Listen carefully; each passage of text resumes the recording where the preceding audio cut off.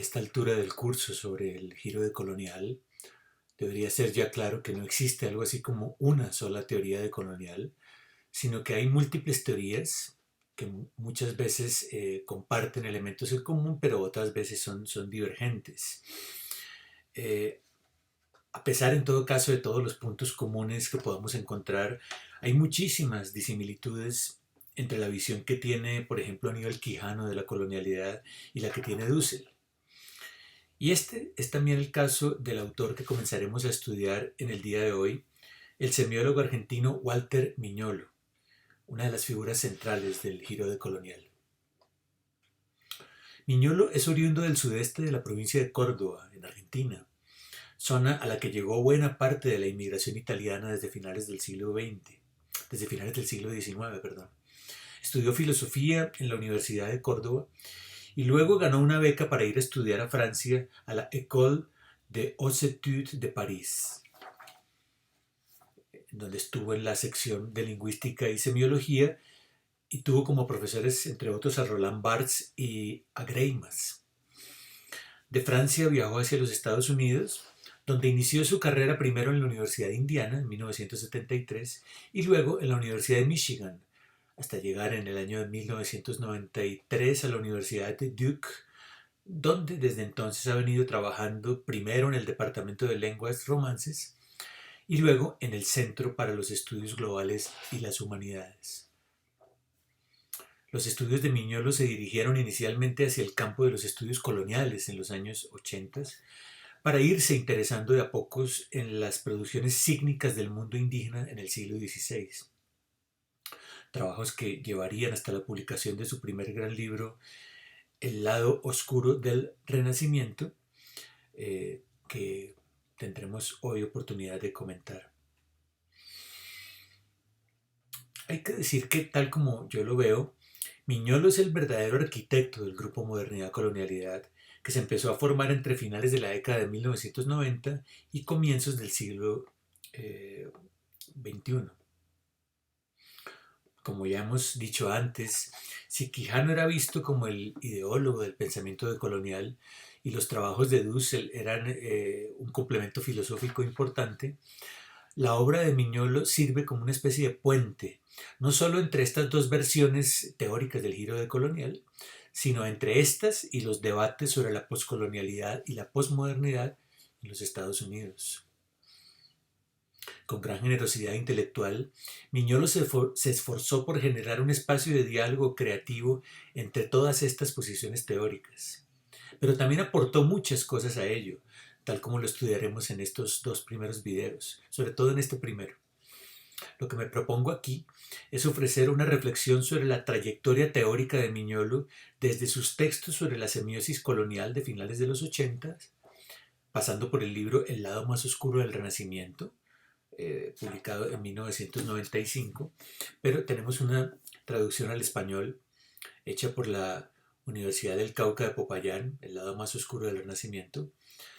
No estoy seguro si la encontrarán por internet.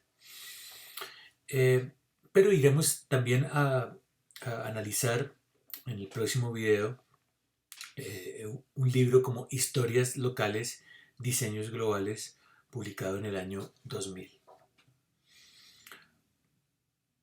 Bien, voy a comenzar con un importante artículo de 1995 titulado Decir es fuera de lugar. Es decir, voy a moverme un poco hacia antes del lado más oscuro del Renacimiento, hacia una serie de textos que Millán luego reunió en este libro de la hermenéutica y la semiosis colonial al pensar descolonial. Yo me voy a quedar inicialmente en la primera parte, es decir, la hermenéutica y la semiosis colonial, y luego en otros videos voy a hablar del pensar descolonial en la obra de Miñolo. Entonces decía que voy a comenzar con un artículo de 1995 titulado Decir es fuera de lugar, que es el primer texto que yo personalmente leí de Miñolo mientras estaba estudiando en Alemania, y que me parece contiene ya las ideas fuerza que animarían todo su proyecto teórico temprano.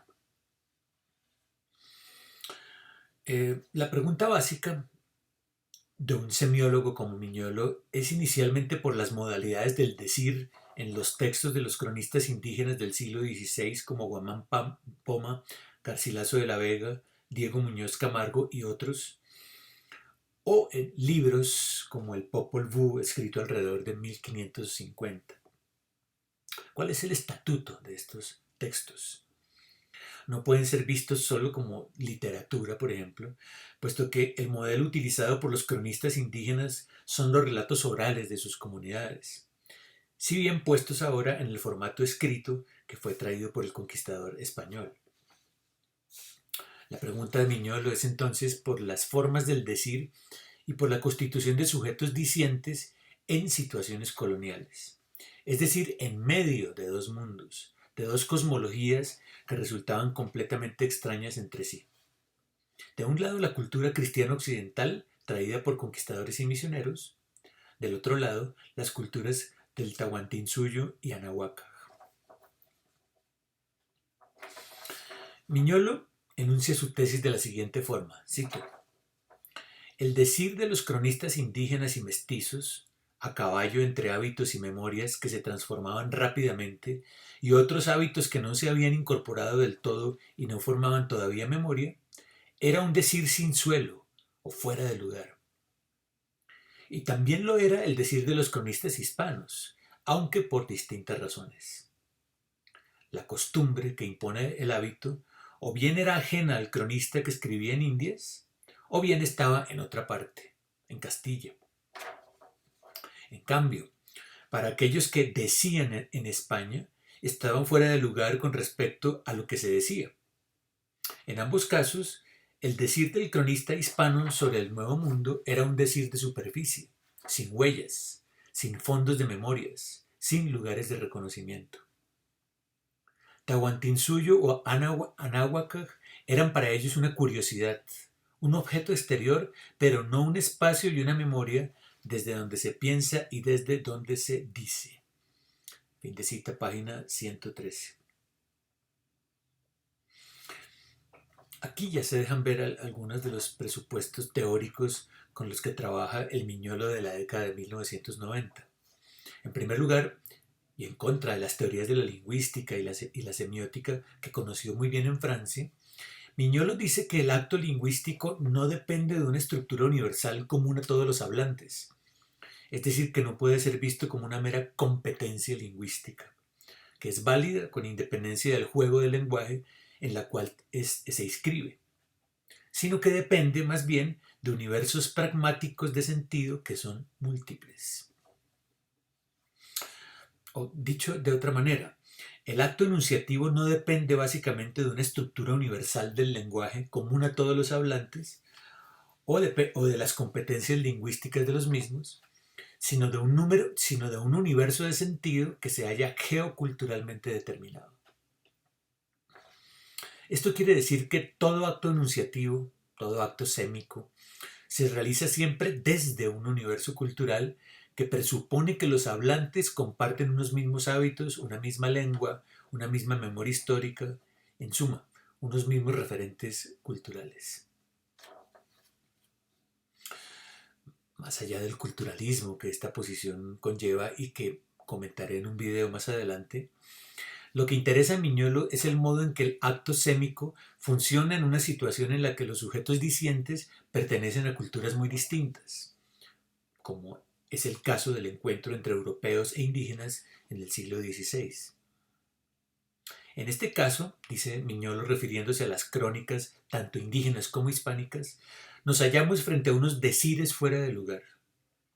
Es decir, frente a producciones de signos que ya no pueden recurrir de forma inmediata al universo cultural de sentido que les servía de base. Es decir, que la comunicación entre sujetos enunciantes, pertenecientes a universos culturales completamente diferentes, tan solo se puede producir en un espacio donde estos sujetos se encuentran fuera de lugar. Tanto los cronistas que hablaban de su propio mundo, pero en el lenguaje escrito de los europeos, como los cronistas españoles que hablaban del mundo indígena de sus lectores de ultramar, se hallaban fuera de lugar, ambos, tanto los cronistas hispanos como los cronistas indígenas.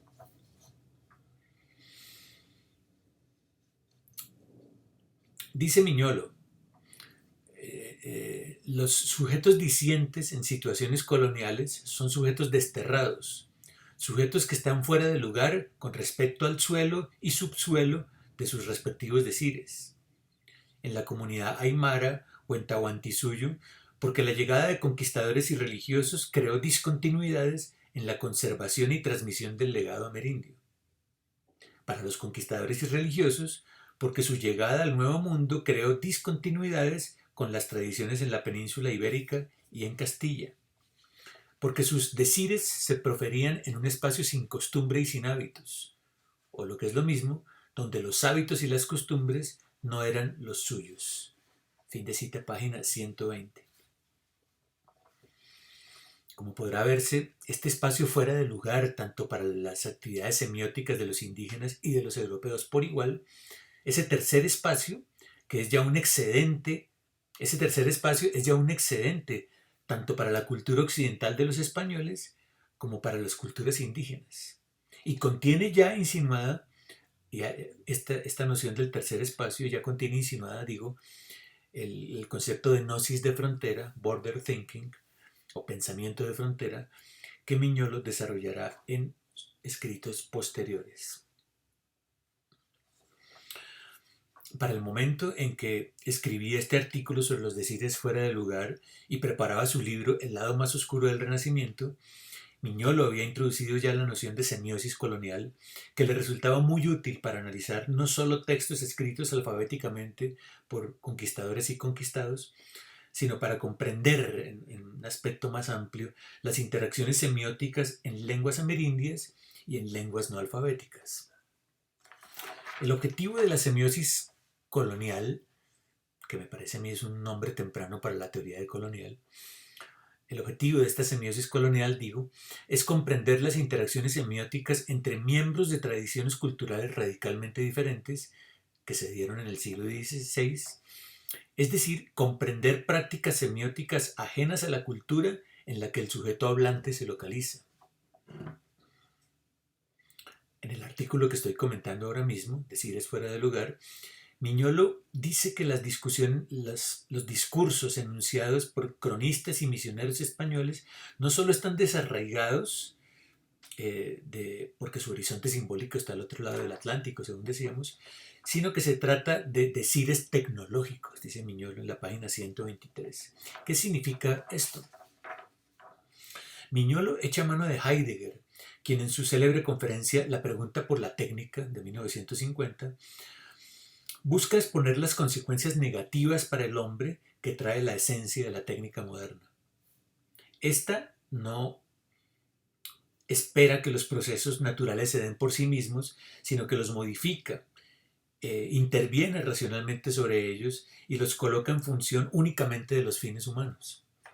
Así, por ejemplo, los campesinos premodernos cuidaban y protegían la tierra para cultivarla, y ello implicaba pues un profundo conocimiento de los ciclos de la naturaleza.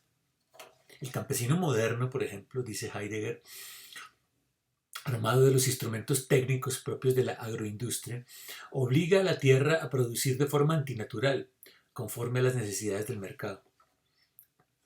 La técnica moderna, dice Heidegger, se convierte en un poder de explotar la naturaleza en base a un imperativo tecnológico que no está bajo control humano. Peor aún, todo el mundo humano entra a formar parte de la estructura de la razón técnica, cuyo imperativo es el control y la dominación. Bien, en este sentido, sigo un momento con Heidegger, la esencia de la técnica moderna es un peligro para el hombre, ya que amenaza con despojarlo de su relación poética con el mundo, en nombre de una realidad enteramente artificial producida técnicamente. La modernidad sería entonces un mundo en el que los dioses han huido porque nuestra forma de relación con el mundo se ha tecnificado y hemos olvidado ya el sentido vital de la relación con el mundo que orientó la existencia de nuestros antepasados. Bien, me he quedado aquí comentando un poco la conferencia de Heidegger de la pregunta por la técnica, porque ya veremos más adelante, estas ideas van a tener una influencia decisiva sobre la perspectiva teórica de Miñolo. Pero volvamos al texto de los decires fuera de lugar. Miñolo en este texto toma el diagnóstico de Heidegger para afirmar que el hombre renacentista, el conquistador que llega a las Américas en el siglo XVI, es un hombre técnico, en el sentido que lo dice Heidegger, ya que todos sus saberes se hallaban orientados hacia el control y la dominación. Es un poco similar a la tesis de Dussel de que ya Hernán Cortés era un individuo moderno y hasta Colón era un individuo moderno para Dussel. Aquí tenemos una tesis análoga, digamos. Los conquistadores españoles son eh, hombres técnicos en el sentido de Heidegger. Las leyes de Indias, las instituciones hispánicas, el decir de cronistas y misioneros europeos, el alfabeto, correspondían ya a la esencia de la técnica moderna, sugiere Miñolo. Y aquí me parece, desde luego, que la lectura que hace Miñolo de Heidegger se torna problemática. Lo primero, porque el mundo de la vida de los conquistadores y misioneros españoles del siglo XVI estaba muy lejos de comportarse a la manera que lo indica Heidegger en su conferencia, quien tiene en mente más bien los procesos de industrialización de las sociedades europeas desde el siglo XIX que condujeron a las dos guerras mundiales. Es muy cuestionable, por ello, utilizar la noción de ensamblaje técnico de Heidegger, Gestell, para analizar el mundo de la vida de los españoles en el siglo XVI en el seno de una sociedad predominantemente agraria, feudal y preindustrial, y en contacto con los mundos precolombinos. Además, habría que mencionar aquí el evidente aroma nostálgico de Heidegger, quien añoraba recuperar la vida del campesino premoderno, el retorno a una vida en la que el obrar humano no estuviera mediado técnicamente. Añoranza, pues, de un mundo en el cual el lenguaje, la cultura, el pensamiento, el sentido del tiempo no estén configurados por la razón técnica y en el que, en el que pueda brillar nuevamente la poiesis. Un mundo en el que el hombre pueda ser el pastor del ser y no el dueño del ser. Un mundo en el que prevalezca la serenidad y se recupere el arraigo del hombre en la tierra. Y acá acabo de mencionar una palabra muy importante, el arraigo, que como diré más adelante, está muy en el centro del pensamiento de Miñolo. Entonces me parece que esta visión nostálgica de Heidegger, digo, es la que inspira inicialmente a Miñolo para contrarrestar el saber técnico de los europeos con las cosmologías de los pueblos amerindios, en las que el mundo, la naturaleza, no se comprende como un objeto que puede ser modificado técnicamente, sino como parte integral de la vida humana, junto con sus dioses. Miñolo cita al pensador boliviano Javier Medina, para quien la única revolución técnica que corresponde propiamente al mundo indígena americano es la revolución agrícola, ya que, cito, las otras dos revoluciones tecnológicas, la industrial y la informática, nunca serán nuestras, están fuera del hábito y de las costumbres, pertenecen a otro lugar. Acá estoy haciendo una cita que hace Miñolo de Medina en la página 125. Tal vez sea también esta mirada idealizada de un mundo sin ciudades y sin técnica la que le lleva a Miñolo a recurrir a la figura del filósofo argentino Rodolfo Kusch, un gran admirador de Heidegger, para quien el arraigo a la tierra constituye la dimensión fundamental de la existencia humana. Ese arraigo que Kusch llama el estar, en contraposición al desarraigo propio de las culturas del ser y de la modernidad. Al igual que Kusch, y de la mano de Heidegger, Miñolo propone comenzar a pensar ya no desde la cultura moderno-europea del ser, del todo atravesada por lo técnico, sino desde las ruinas de las antiguas civilizaciones precolombinas americanas.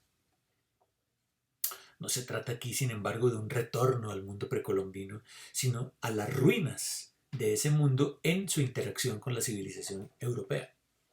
Dice Miñolo, cito, sería cuestión de juntar las migajas de la cultura alfabética y refuncionalizarla para liberar lo que la alfabetización suprime, la posibilidad de arraigo, de decires y pensares arraigados que conducirían a la descolonización intelectual y a la regionalización de lo que Occidente impuso como formas universales de pensamiento. La movilización del horizonte simbólico puede concebirse como la posibilidad de pensar a partir de las ruinas que legaron a la historia de América tanto las culturas andina y mesoamericana como la europea precolombina.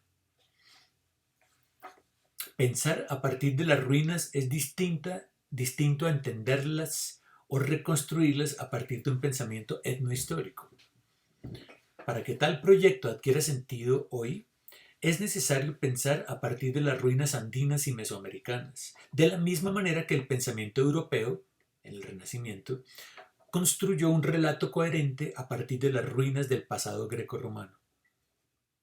No se trata de recuperar la pureza y autenticidad de un pensamiento andino o mesoamericano lo que estoy proponiendo, sino una manera de pensar a partir de las ruinas andinas y mesoamericanas que incorpore las ruinas grecorromanas tal como se exportaron hacia las márgenes del Renacimiento europeo. Fin de cita, páginas 127 y 128, y este pasaje que acabo de leer me parece que resume perfectamente cuál era el proyecto temprano de Miñolo. De hecho, aquí se encuentra formulado ya el proyecto que Miñolo nos presentó en su libro de 1995, El lado más oscuro del Renacimiento, en el que el semiólogo argentino muestra qué significa pensar desde las ruinas. Como se dijo, no se trata de recuperar ninguna autenticidad cultural, sino de analizar las ruinas que dejó el choque de civilizaciones que se produjo en el siglo XVI entre los europeos y las poblaciones originarias de las Américas. Miñolo se refiere a los fragmentos marginales tanto de la civilización occidental trasplantada a América como de las antiguas civilizaciones de las Américas. Pero, ¿dónde están esos fragmentos? Pues repartidos por todo ese tercer espacio del que hablábamos antes, en el que eh, tanto los indígenas como los cronistas europeos se hallaban fuera de lugar. Pero ese tercer espacio también les permitió construir códigos comunes que hicieron posible la comunicación entre dos universos inconmensurables. El proyecto de Miñolo, entonces, es reconstruir este archivo semiológico y utilizarlo como base para un pensamiento decolonial que se construye en los intersticios, en la zona de contacto generada por el encuentro entre los europeos y sus colonias de ultramar. Es esto precisamente lo que se propone el libro El lado más oscuro del Renacimiento, que Miñolo presenta en el año de 1995 y que constituye, a mi juicio, uno de los trabajos de investigación mejor logrados del pensamiento decolonial. Aquí se pretende mostrar cómo, por ejemplo, las lenguas del colonizador, el español y el portugués, eh, eh, interactuaron con las lenguas de los pueblos amerindios para construir una nueva morada en medio del desarraigo. Es decir, sirvieron para protegerse en contra de la nada, como diría Kush, más adelante vengo con eso, pero también le sirvieron al dominador europeo para la consolidación de su dominio. Entonces, lo que quiere Miñolo es investigar ese espacio, esa zona de contacto en la que coexisten distintas lenguas y formas de conservar la memoria para analizar el modo en que la escritura alfabética fue el escenario para la instauración de una hegemonía cultural. Es decir, pareciera un proyecto gramsciano muy similar al que se hacía en el grupo de estudios subalternos del que Miñolo formó parte durante algún tiempo y en el que participaban académicos como Ileana Rodríguez, Alberto Moreiras, Florencia Fallón, John Beverly, etc. Tal vez un poco más adelante les hable de esto. Entonces vuelvo con el lado más oscuro del Renacimiento. El libro propone, por tanto, un análisis de las relaciones entre discurso y poder durante la primera fase de la expansión colonial europea, que coincide con ese periodo denominado el Renacimiento. Desde luego, a Miñolo le interesa pensar el Renacimiento desde su lado oscuro, lo cual puede significar dos cosas. Primero, pensarlo ya no desde los grandes centros urbanos en Europa, Florencia, Roma, Flandes, etc., sino desde lugares marginales, como México, por ejemplo. O segundo, pensarlo desde aquello que el Renacimiento dejó por fuera, en este caso, la oralidad. Los estudios clásicos sobre el Renacimiento se han centrado hasta ahora en el análisis de textos escritos, de textos alfabéticos, dejando por fuera otras formas de representación no alfabética. Lo que quiere hacer Miñolo es mostrar que tal enfoque impide ver la potencia de los textos no alfabéticos y contribuye a la colonización de la memoria de los así llamados pueblos sin escritura. Quizás la mayor innovación conceptual del libro sea la noción de hermenéutica pluritópica, que Miñolo retoma del filósofo y teólogo catalán Raimon Panikkar, quien se ocupó, como Miñolo, de desarrollar una teoría de la interculturalidad y del diálogo entre tradiciones religiosas diversas. Panikkar habla propiamente de una hermenéutica ditópica, que es el método de interpretación requerido para comprender las interacciones entre miembros pertenecientes a dos culturas diferentes. Miñolo prefiere hablar de una hermenéutica pluritópica porque la semiosis colonial se ocupa ya no de dos, sino de varios universos culturales que interactúan y coevolucionan juntos. Y agrega Miñolo que Rodolfo Kusch puede ser visto como un ejemplo de lo que significa practicar una hermenéutica pluritópica. Página 50. Kusch, dice Miñolo, cito, fue capaz de desconectarse de una superficie de oposiciones dicotómicas y encontrar un patrón seminal que conecta el subterráneo oculto del pensamiento occidental con actitudes indígenas explícitas que han resistido la asimilación al pensamiento causal. Fin de cita, página 51. Bueno, aquí me parece que vuelve la sombra de Heidegger en medio de los análisis decoloniales de Miñolo.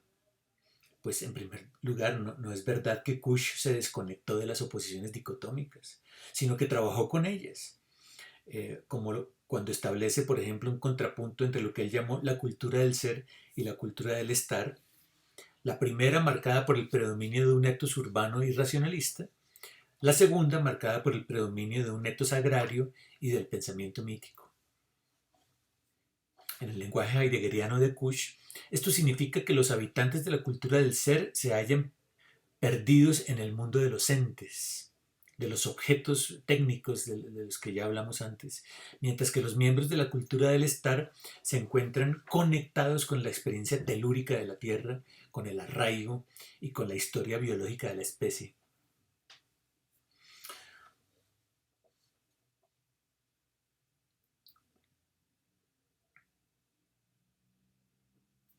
Con todo esto lo que quiero decir es que la adopción que hace Miñolo del modelo culturalista de Kusch tiene el peligro de contraponer ontológicamente lo natural y lo artificial, lo orgánico y lo telúrico, lo ancestral y lo moderno, la biología y la cultura, es decir, estos binomios que en realidad Kusch nunca se separó de ellos, binomios en donde el segundo término de cada diada pues, es visto como un defecto con respecto al primer término, como negatividad que debe ser superada para que ese primer término prevalezca. Así, por ejemplo, lo moderno es una decadencia con respecto a lo ancestral, lo artificial con respecto a lo natural, lo técnico con respecto del orgánico, etc. Ya que estos valores, lo ancestral, lo natural, lo orgánico, etc., están dotados de un privilegio ontológico, están más cercanos a la morada del ser, con respecto a lo otro, a lo moderno, a lo artificial y a lo técnico. Se trata, como diría Derrida, esto, de un pensamiento metafísico basado en la idea de la presencia plena, que está montado sobre una jerarquía de valores establecidas a priori. Miñolo parece no intuir cuál peligroso es el terreno hacia el cual Kusch lo lleva, ¿no? Y parece caer en la trampa, al contraponer el decir técnico de los letrados españoles con la cosmología indígena, lo cual le lleva pues a hacer énfasis precisamente en el pensamiento del arraigo del que habla Kusch. Quiero decir entonces, y mi pregunta es la siguiente, si Kush es el mejor ejemplo de la hermenéutica pluritópica, como dice Miñolo, ¿no se precipita esta en el mismo tipo de operación dicotómica propia de la metafísica de la presencia? Por ejemplo, cuando en el lado más oscuro del Renacimiento, Miñolo analiza el modo en que la carencia de letras fue vista por los letrados españoles como prueba irrefutable de la inferioridad de los indios. Miñolo tiene aquí toda la razón al denunciar como colonial la idea de la superioridad de la letra sobre otros sistemas de escritura. Es correcto decir, me parece, que la difusión del alfabetismo europeo renacentista operó como un mecanismo de colonización de la memoria, como dice Miñolo.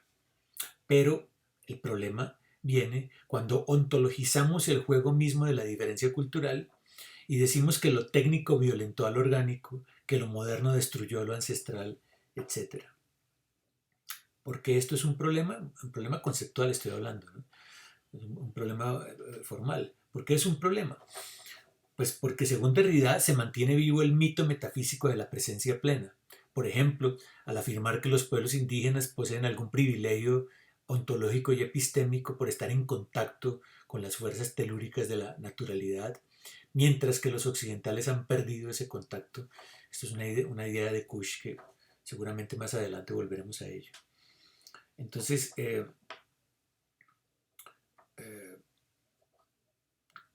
creo que en este punto Derrida tiene razón al decir que esta dicotomía según la cual Occidente ha destruido la naturalidad de los pueblos sin escritura es en realidad un discurso colonial. Quizás en lugar de operar con esta oposición ontológica de lo técnico con lo natural, de lo moderno con lo ancestral, etc., debiéramos reconocer que el acto mismo de nombrar opera ya una violencia epistémica que es común a europeos y no europeos, o que las mediaciones técnicas no son patrimonio de la cultura moderna, sino de todas las culturas humanas, como veremos más adelante. Todo esto, desde luego, no impide que analicemos el tipo de relaciones de poder que se ponen en marcha en ese tercer espacio del que habla Miñolo y que marcan necesariamente a cualquier interacción semiótica entre culturas diferentes.